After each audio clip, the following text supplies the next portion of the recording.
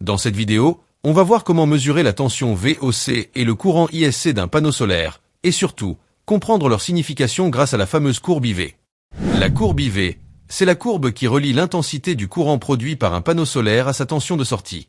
Sur l'axe vertical, on trouve le courant en ampères, et sur l'axe horizontal, la tension en volts.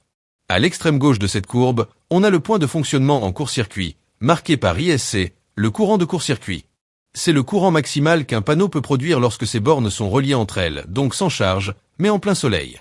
C'est une donnée essentielle pour savoir si votre panneau délivre bien toute sa capacité en courant.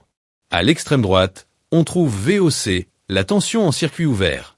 Cela représente la tension maximale que peut fournir le panneau quand aucun courant ne circule, autrement dit lorsque rien n'est branché dessus. Là aussi, c'est un test simple à réaliser avec un multimètre, et c'est souvent la première chose à vérifier. Entre ces deux points se trouve le cœur du rendement du panneau, le point de puissance maximale, appelé MPP pour Maximum Power Point. À ce point, le produit de la tension et du courant, donc la puissance, est à son maximum.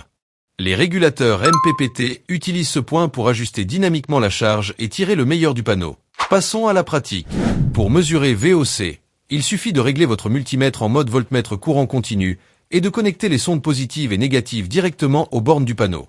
Assurez-vous que le panneau est bien exposé au soleil, sans ombre, et que le ciel est dégagé. Si votre mesure est proche de la valeur VOC indiquée sur l'étiquette du panneau, c'est un bon signe.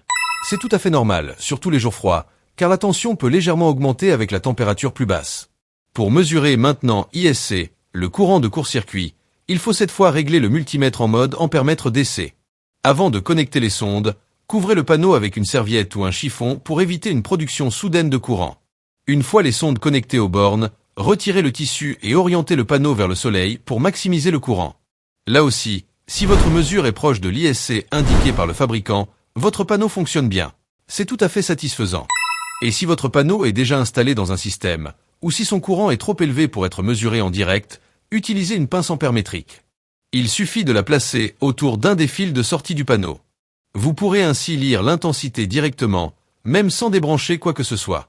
Et maintenant, vous savez comment lire une courbe IV, comment mesurer VOC, ISC, et comprendre ce qu'il révèle sur l'état réel de votre panneau solaire.